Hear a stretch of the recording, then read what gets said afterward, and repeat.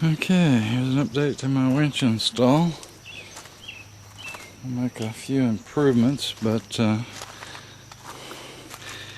mainly these wires that come off the winch I've got running around. They go up under the dash. I just didn't want to cut them just yet, and then they come around to here. So I just wanted to see that everything worked good, and I'll bring the wires. I'll probably just bring them right through here, up, around, and down, so I'll cut most of the length off of them. Now I jumpered positive, positive, negative, negative, and so that gives me, keeps my 12 volts. Stuck some wood in here, keep those nice and tight, but actually I got some rubber to go up underneath the battery. I'm just going to wrap the bottoms of rubber, and that's going to fit in there perfectly. So getting it wired was a little bit of an issue. I put a, you see I'm going to take this back off and solder it and make it look nice, but got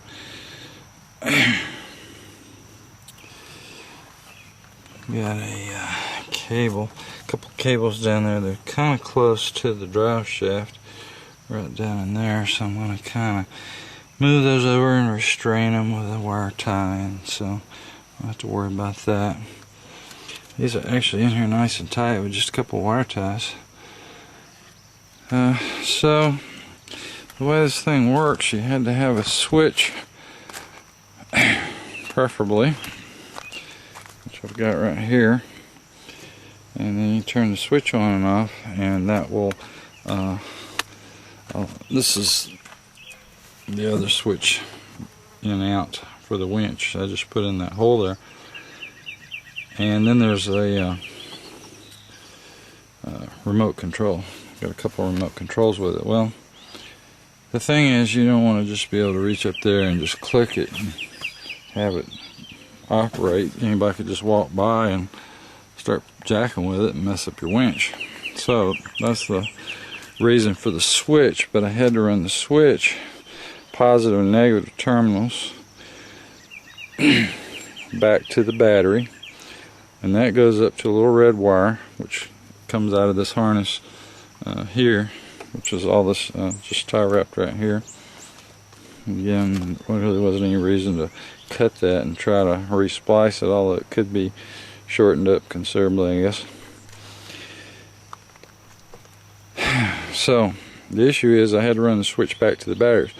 Here's a ground and a switch 12 volt and a full-time 12 volt, but you couldn't use these because the batteries run the winch, and the batteries are completely separate from the batteries in the Ranger.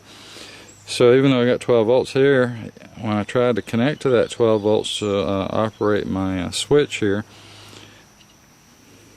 wouldn't work. Had to be connected to these batteries, not the batteries.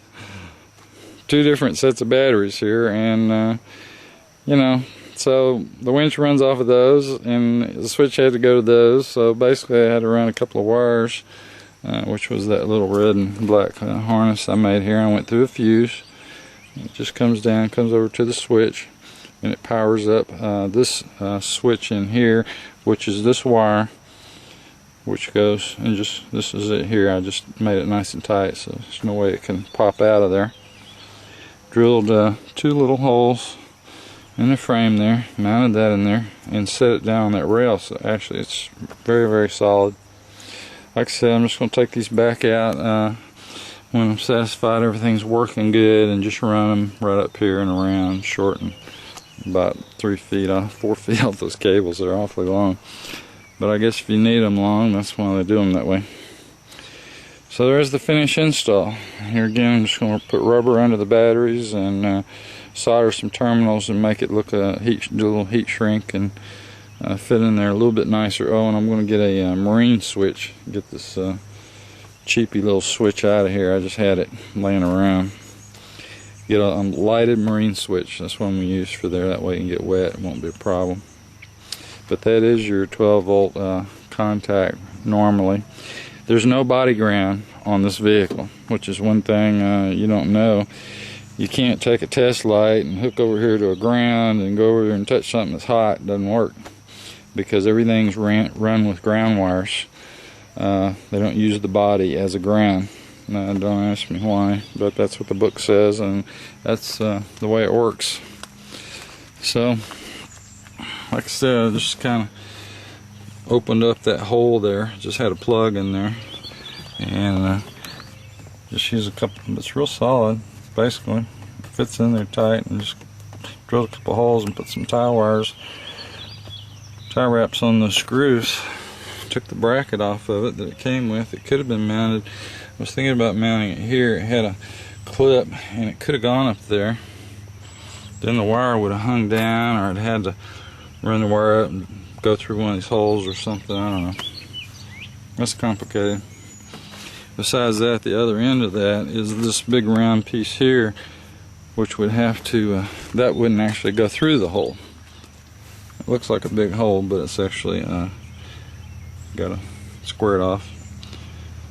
At any rate, so I ended up just doing it that way. It works.